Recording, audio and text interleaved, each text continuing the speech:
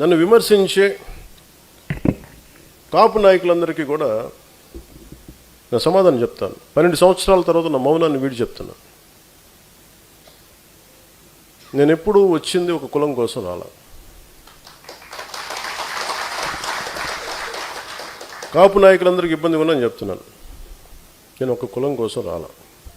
నా దేశం కోసం వచ్చాను, నా నేల కోసం వచ్చాను, నా రాష్ట్రం కోసం వచ్చాను.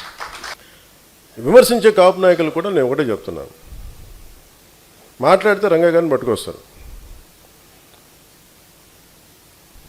ఆయన బతికున్నప్పుడేమో వైసీపీలో ఉన్న నాయకులందరూ కానీ ఇక్కడున్న నాయకులందరూ కూడా ఆయన బతికున్నప్పుడు ఒక్కళ్ళు మాట్లాడాలి ఆయన గురించి.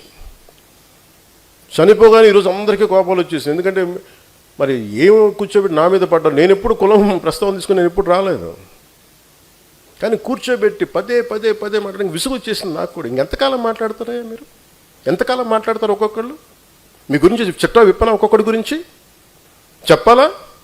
ఒక్కొక్కడి గురించి తట్టుకోగలరా? నేను మాట్లాడితే నోరు విప్పితే ఇష్టానికి మాట్లాడతారు ఒక్కొక్కళ్ళు.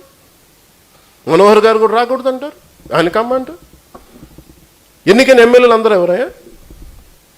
కాపులు లేరా దాంట్లో? నా పక్కన లింగంనేని రమేష్ గారు ఉంటే ఆయన కమ్మంటారు. ఎక్కడో తెలంగాణను పెట్టుకున్న వ్యక్తిని చూసుకుని ఆయన కమ్మంటారు. ఇంకెవరు ఉండకూడదు. ఇంకా తగ్గి తగ్గి తగ్గి నాకు విసుగు వచ్చేస్తుంది. ఇంకా నాకు ఓట్లు ఉంటే ఉంటాయి, పోతే పోతాయి. కానీ ఇలాంటి పనికిమాలిన విశ్లేషణలు, పనికిమాలిన ఈ విమర్శలు పెట్టుకుంటే మటుకు చాలా బలంగా సమాధానం ఇస్తాను. ఇది ఫస్ట్ టైము, భవిష్యత్తు అందరి చేత ఇప్పిస్తాను, గుర్తుపెట్టుకోండి. మీ నోళ్ళు మూత పడే వరకు, ఇంకొకసారి నా గురించి మాట్లాడాలంటే మీ నోళ్ళు మూత పడే వరకు అందరి చేత మాట్లాడిస్తాను, గుర్తుపెట్టుకోండి. ఇంకా సభ్యత సంస్కారం కాదు అని చెప్పి నేను మాట్లాడలే. ఇంకా మీరు స్థాయి దాటేశారు మీరు.